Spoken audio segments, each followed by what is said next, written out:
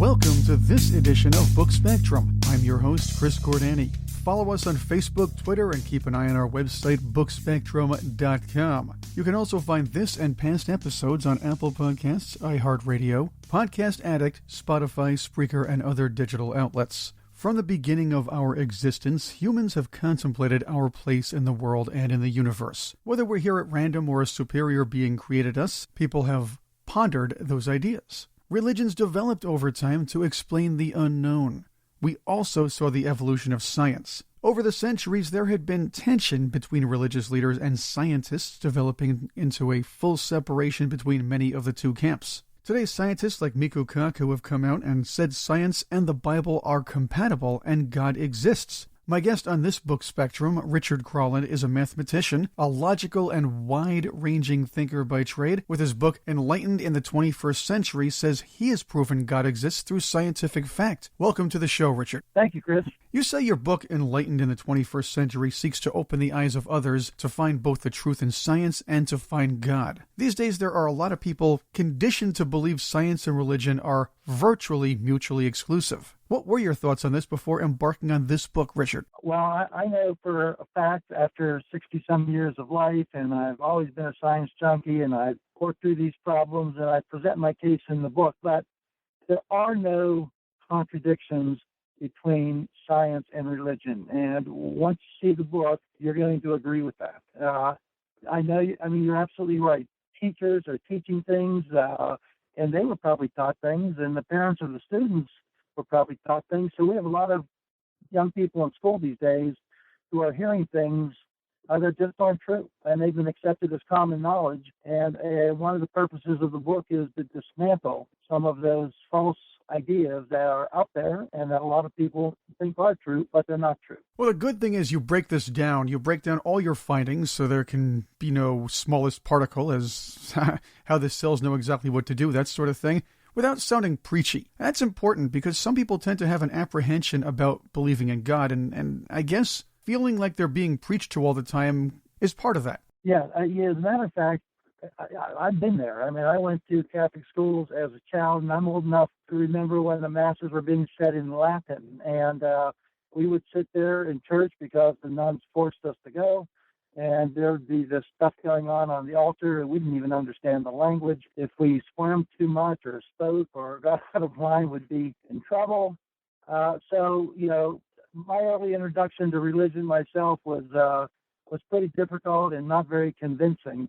And in fact, the moment I got away from home to go to college, I just dropped all that stuff. And I had, for probably 10 years or more, I myself was walking around telling people that I was an atheist and I didn't see the need for God or any logical reason for us to conclude that He exists. But I've made that journey from an atheist to where I am today, and I know that others haven't made that journey yet, but I'm attempting to encourage them and to enlighten them so that once they know the truth, that path will be easier for them to find. With me on Book Spectrum now is Enlightened in the 21st Century author Richard Krauland. I'm Chris Cordani, your host. I want to get into what we said about apprehension and atheism and people's kind of worrying about being preached to in just a few moments, but I do want to point out to our listeners that this book was not really planned to go public, just as letters to your children. That's exactly correct.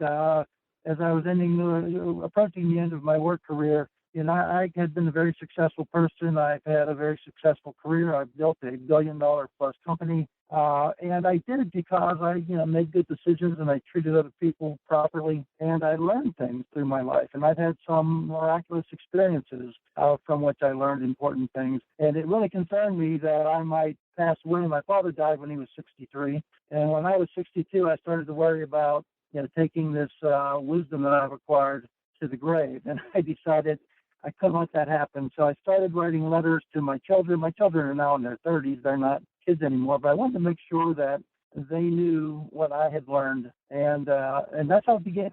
As things developed and I wrote more and more, and we finally pulled it together into the work that is this book.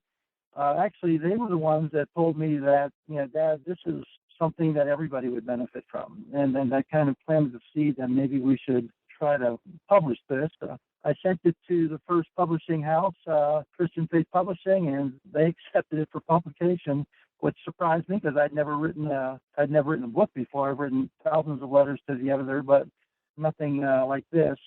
But it was accepted, and it's being extremely well received, and hopefully everybody will read it. One of the things I like about talking to new authors or first-time writers, as far as books are concerned, is how they got there. And this is really interesting because there are quite a few who just decided to write down a journal or maybe some thoughts that they want their children to read or maybe some of their relatives. This is another one of those books. Had you ever aspired to become a writer, or is this something that, again, you just didn't really think about before your kids came to you and said, this really has to be a book? That's a very interesting question because I have a reading disability. When I attempt to read a book, the muscles in my eyes jump around, and I pick up words from the line or two above, a line or two below, and I don't see that. I just think I'm reading across the line. And the way I know I've done it is because when I get to the end of the line, what I think I just read makes no sense at all. So I need to go back and I need to read each word very deliberately, very slowly to see what it actually said. So because I'm such a slow reader, and there have been many things where I've had to read, but I don't read for pleasure. I don't sit down and read books. It's just a slow and painful experience. When I was in college, I had this problem, from the earliest part of my life. I majored in math primarily so that I wouldn't have to read books and I wouldn't have to write papers because it was just too time-consuming and too laborious. So, the fact that I wrote this book is something of a miracle to begin with because, like I said, this is something I've really been kind of running and hiding from my whole life. And then when I sat down to do this, it just flowed. And as you referred to, I think it's a very readable book. It's in a very conversational style. There's not any, technical scientific terms, even though I talk a lot about science. So it's come by quite well, and but it's something of a miracle that I even tried to write it. You wrote about some of your experience, Richard Krauland, the author of the book Enlightened in the 21st Century, with me on Book Spectrum. An intriguing tale, and again, because this book is really from a bunch of lessons you wanted your children to learn, your writings about them. One intriguing tale in the book is your encounter with a homeless person who was asking for money. What did you learn from meeting him? Actually, he was involved in one of the turning points in my life. I actually came to be good friends with him. His name was Frank, but for years, I walked by him every day. He was a panhandler in downtown Pittsburgh where I worked. And, I was in my 30s and early 40s at the time, and I didn't have money to give away. I had 2 small children, had a wife, had a budget. And I knew exactly how much money was coming in every month and exactly where we were going to spend it on. And I was not a giver. I felt I just didn't have any, extra money to give. So I would walk by him every day. And then one day in my early 40s, I sat down to read the Gospel of Matthew. And the message I got out of those first 20 pages, again, I was probably at it for close to 3 hours. I only got through 20 pages because of the reading disability I have. But one of the messages that I got over and over again was, don't worry about yourself. Take care of other people, and God will take care of you. And for some reason, that message just really hit my heart. I believed it. I changed my mind about things. I changed my heart. I changed my behavior. And the next morning was a Thursday morning, and the day of the week is actually an important part of the story I relate in the book. But the next day was a Thursday morning. When I passed him, I gave him $1 for the first time after years of walking by. He always said good morning, even when I gave him nothing. But this day I gave him $1, and he said, thank you, you're welcome. I went on to work. The next morning I saw him again Friday. I gave him another $1, thank you, you're welcome. On Monday, same thing. I was beginning to practice, this thing that I had learned the previous Wednesday. And then I won't go into all the details now, but in the book I relate things that happened to me that following week. Every day, something happened to me that had never happened before. It was all good. And finally, by Thursday of that week, I literally just stopped where I was standing. I looked up and I said, I get the message. I get the message, God. And the message was that, I was on the right track now. I didn't need to worry about myself. Things were going to be fine with me.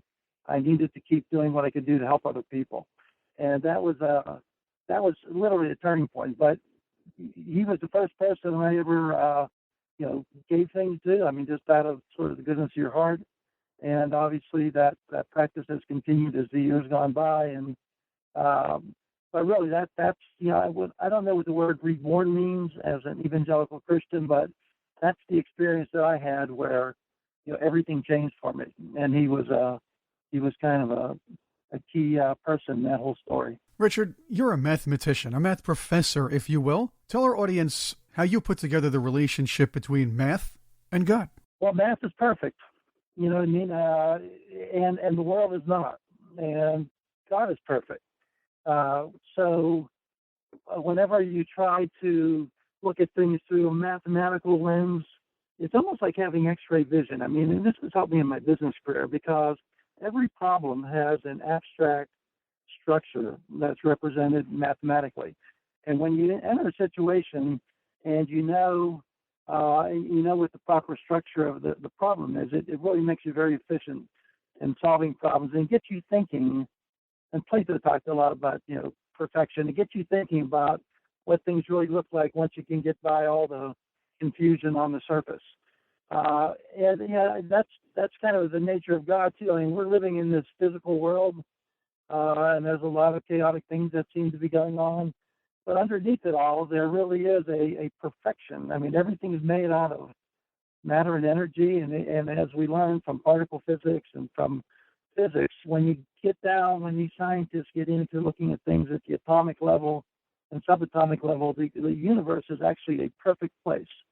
Every oxygen atom behaves like every other oxygen atom. It doesn't matter if it's in my lungs or on the space station or in a crater on Mars. I mean, oxygen is oxygen, all behaves exactly the same.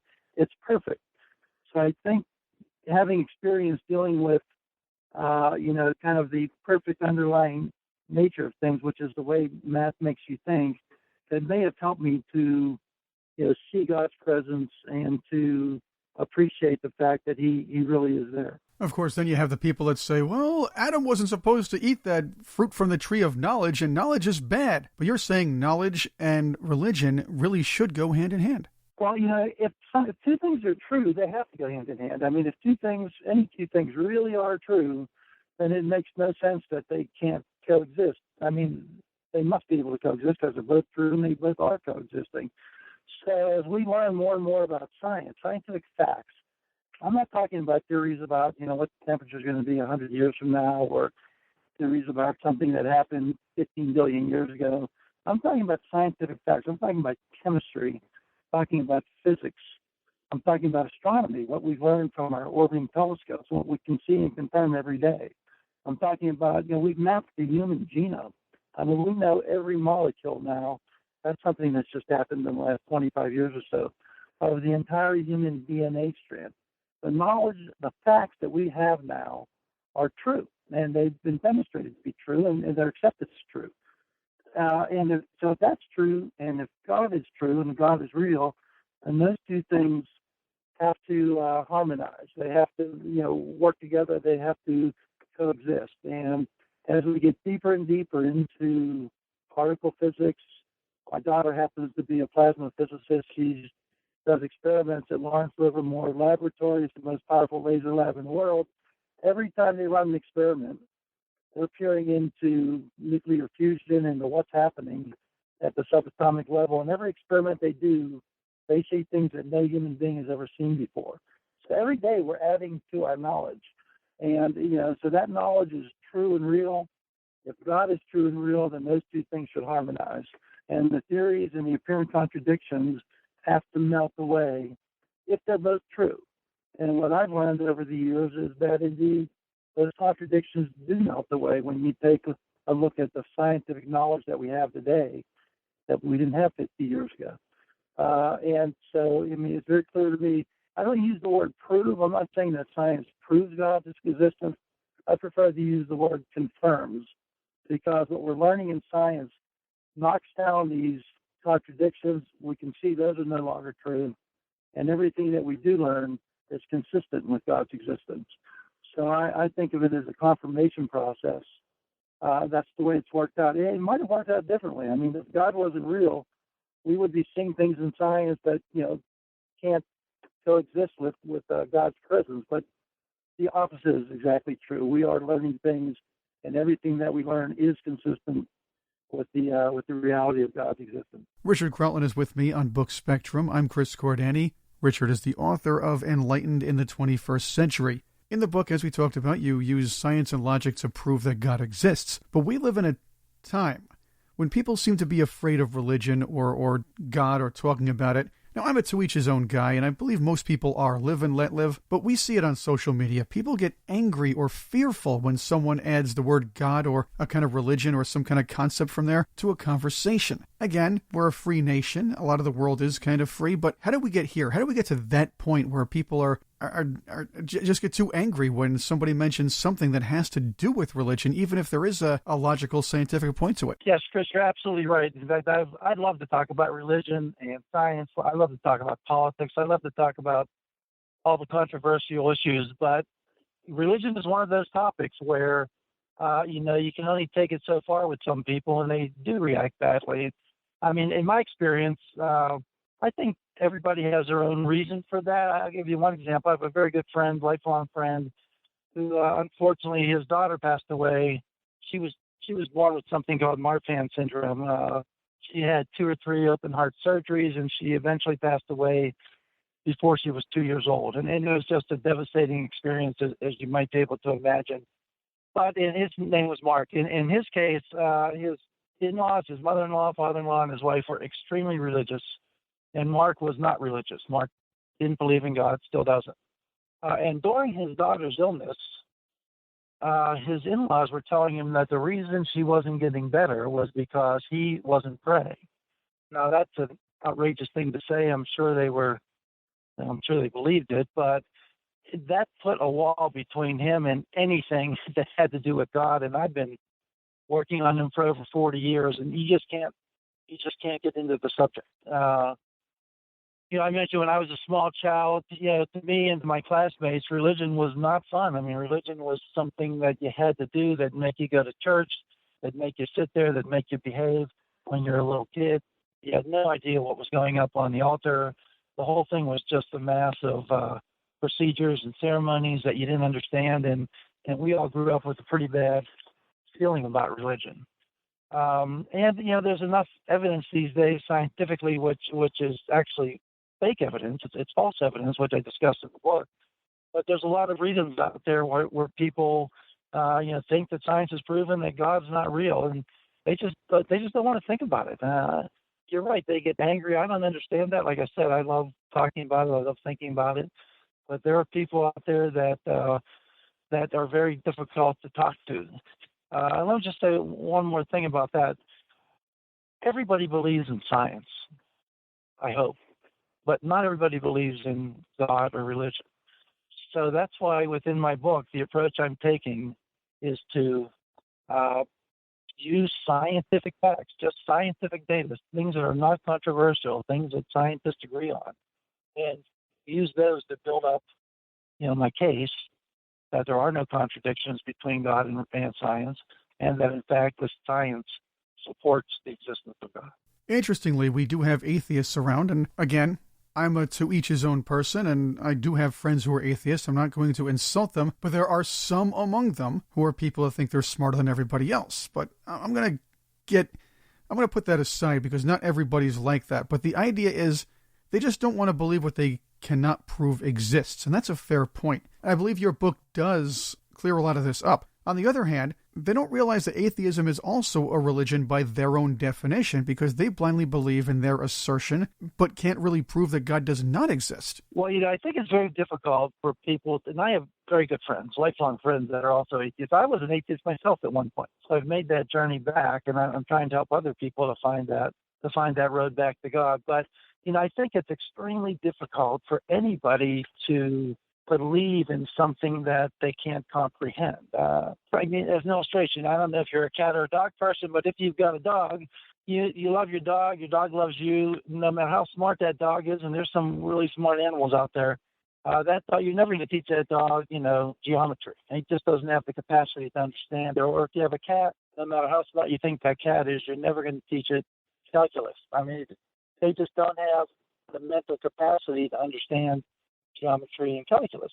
Well, we have limitations also as human beings. It might be not fun to realize that, but we don't have the mental capacity necessary to comprehend the nature of someone or something who's capable of creating the universe or of designing all life on Earth or all life in the universe. I mean, that's so far beyond our ability to comprehend that you definitely cannot get your head around that. So I think that's a big obstacle for some people deciding to believe. I mean, it's just too much, and they just can't see it. Of course, if you think that way, if you can only believe in things that you understand, there's a lot of things out there that are real that you're never going to understand. So I think people need to get by that. But I do think that's a major roadblock to some people who just can't accept the existence of God. It's just something they can't understand. Richard Krauland is my guest on Book Spectrum. His book is Enlightened in the 21st Century. What are your thoughts on a growing community of scientists who are saying religious stories and religious explanations, as well as the existence of God, are actually scientifically provable, or at least they go along with what science is studying and looking at right now? Yeah, I agree with that completely. In fact, I'm surrounded by scientists. My daughter is a plasma physicist doing experimental work in the most powerful laser lab in the world. I have a nephew who's responsible for the second stage booster rockets on the SpaceX missiles that have been resupplying the International Space Station. I have another nephew who's a PhD in biotechnology engineering out of MIT. He's working with human DNA to find new antiviral drugs. I have a son who's an electrical engineer. I have doctors in the family.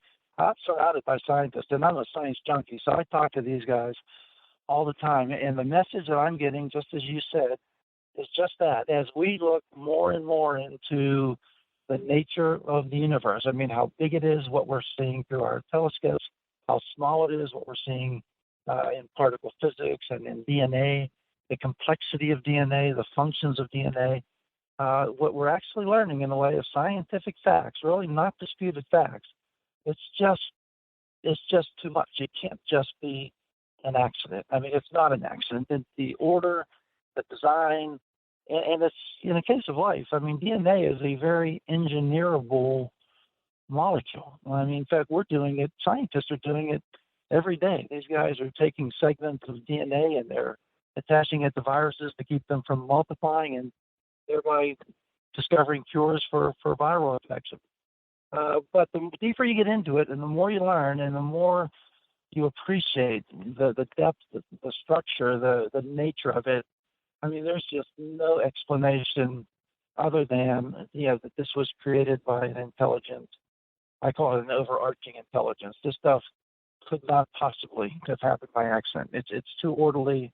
The laws of physics are being enforced every moment, every day around the entire universe, and that just doesn't happen by accident.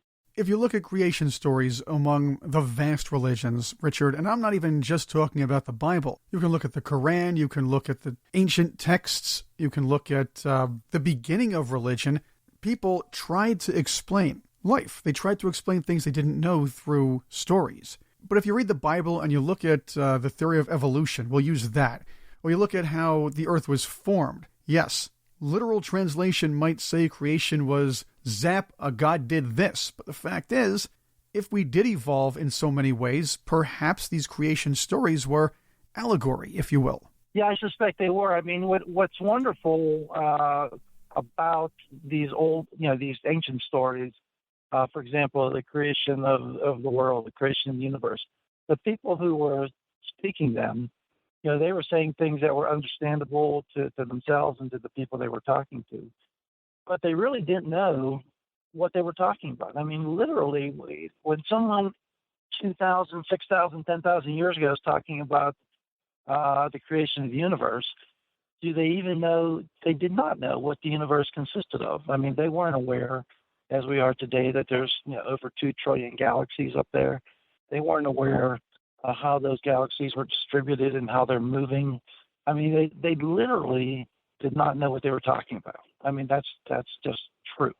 But they wanted to understand. They wanted to be comfortable. They wanted to feel secure in their situation and what was going on. So, I mean, I understand that human curiosity and need to know sort of thing. But it's not until recently, and again, this is why the book title includes the phrase 21st century. It really isn't until the 21st century that we know what's out there. Let me just take that one example. Everybody's heard of the Hubble Space Telescope. We've probably seen pictures from there. If you haven't, you can go onto a search engine, put in Hubble Space Telescope, and you'll see hundreds or thousands of beautiful pictures that have been taken of the universe from above the Earth atmosphere, where we can get much clearer pictures. What most people don't know, though, is that mankind today, scientists, we actually have 80 orbiting telescopes up there right now. Of course, the United States has been putting them up. The Europeans, the Japanese, the Chinese, the Russians, even India has a few up there. I mean, there are now 80 orbiting telescopes. Some of them look at visible light, like the Hubble. Others look at infrared. Others look at ultraviolet. Others are looking at X-ray sources, gamma ray sources. So we're learning every day, more and more facts about what's out there, and it's an infinite universe. So we're never going to stop looking, and we're never going to stop learning. But all that information that we have today, we didn't have that 25 years ago. We certainly didn't have it 2,000 years ago or 5,000 years ago. So today, when we look at this, we know a lot more than those people knew. We have a lot more scientific facts than those people have. So the explanations we need to have today are things that are consistent with, the facts as we know them. And because we know so much, because there's been such great advances, we can draw much more reliable conclusions today. We still don't know everything, and I expect, theories that we may draw up may prove to be wrong in the future as we learn more. But what's interesting to me is that with everything we've learned, and this is what I present, the possibility, the probability, whatever word you want to use, that this universe was created by God is actually, again, it's being confirmed by what we learned. It's not being disproven. It's being confirmed. And if you don't know what the most recent findings are, then that might be hard for you to accept. But those are the things I present in the book. I talk about what we now know that we didn't know before, and how that supports the concept of creation by an intelligent being, by God, of the universe. Richard, people who are listening might want me to ask, what are some of these scientific facts you bring up in the book? But I say, it's in the book. Check it out. Enlightened in the 21st Century. We don't have hours for the show, but the book is a good read. I want to talk a little about you first. You do a lot of volunteer work, and you do sit on the board of Carson's Funds for Scholars. That's with, of course, our U.S. Secretary of Housing and Urban Development, Ben Carson. That's correct. Carson Scholars, the actual title is Carson Scholars Fund. If anybody would like to look that up, I'd encourage them to do so. Dr. Ben Carson is, I've shook the hands of presidents and things like that briefly, but Dr. Ben Carson is the greatest person, the greatest man I've ever had the opportunity to spend a lot of time with. His life story is, again, one miracle after another, and what he's accomplished in his life, given how he began, is just amazing. And he's made part of his life's work. Both Ben and his wife Candy began, I think it's about 20 years ago, this Carson Scholars Fund. And the purpose of the fund is to raise money to give academic scholarships to young people who are good scholars, like Ben was. Eventually, he actually started out as a terrible scholar, but he became quite good. He couldn't see. That's part of his story. When he was the first few grades, he was the worst kid in the class academically. And then one day, somebody came to the school, gave everybody an eye test, realized he couldn't see, gave him glasses, and once he had his glasses on, he could read every word. And he obviously has blossomed. He eventually became a pediatric brain surgeon, currently serving as a Housing and Urban Development Secretary. But this guy has made part of his life's work taking young people, mostly from economically challenged situations, who are very good academically. They've got the ability, and it's his mission to encourage them and to reward them, and to let those people know that, let those young people know that they've got a real gift here, and it's important to use it. It's important to develop it. It's really one of the most worthwhile charities I can imagine, helping young people use their God-given talents to do good things in the world. And it's a beautiful thing. It's a pleasure to work with him. And every time I'm with him, I'm just more and more impressed. He really is a great guy. Richard, back to Enlightened in the 21st Century. What are a couple of the most important things you want your readers to learn or get most from it? I think there's two primary goals that I have for the book. For my friends and all those others who are atheists, who can't see the presence of God, can't see the reality of God, I'm sure that when you read this book, you will reconsider whether or not God is real. I mean, I think the scientific evidence clearly supports that. I make that case. And I'm hoping that I can reach those people, some of them are close friends of mine, to convince them that, open your mind. Here's what the science shows. There are no contradictions. Let's rethink this. That's for the folks who don't believe in God. Of course, there are many, many people out there who do believe in God. There are people who are very faithful. They go to church services at least weekly. They were raised in a religious tradition. They believe in God. They'll tell you they believe in God. But many of those people, even though they believe, they still don't see the presence of God in their everyday life. I mean, they get up in the morning, they go through their day, they do what they have to do, they do what they want to do, but they're not seeing and feeling the fact that God is right there with them and can be relied on for help if you need them, and can be spoken to, communicated with. So I think people who have faith already, they're going to get through the early part of the book where I talk about the scientific evidence for God's existence. But then when I get into the later part of the book about, I relate 9 miraculous experiences that have happened to me, things that changed my life, changed the course of my life, in some cases saved my life. Whenever I get into those stories, and by the way, I only included 9, just not to belabor the point. I could have put in 19 or 29 or 50. I mean, this kind of stuff happens to me all the time, honestly. But anyhow, the people who are faithful and they read those stories, I'm hoping to help confirm in their minds that not only is God real, but He's here, He's with us, He's available, and just to help them strengthen their relationship with God. Because once you have a relationship with God, I mean, really, that's when you can really achieve everything that you're capable of achieving. And if you're doing everything you can do, obviously you become a better person and you're making the world a better place. So that's what I'm going for. I'm trying to use truth and science to convince people of what's really going on here. And once they understand that, I expect them to be able to improve their lives and improve the world. Richard Krauland, thank you very much for being here with us on Book Spectrum. Say my pleasure, Chris. The book is titled Enlightened in the 21st Century. You can pick it up on Amazon, Barnes & Noble, or other digital outlets. You can find more about Richard, the book, links to his site, and where you can get it on our website as well, bookspectrum.com. I'm Chris Cordani. Thank you again for listening to Book Spectrum.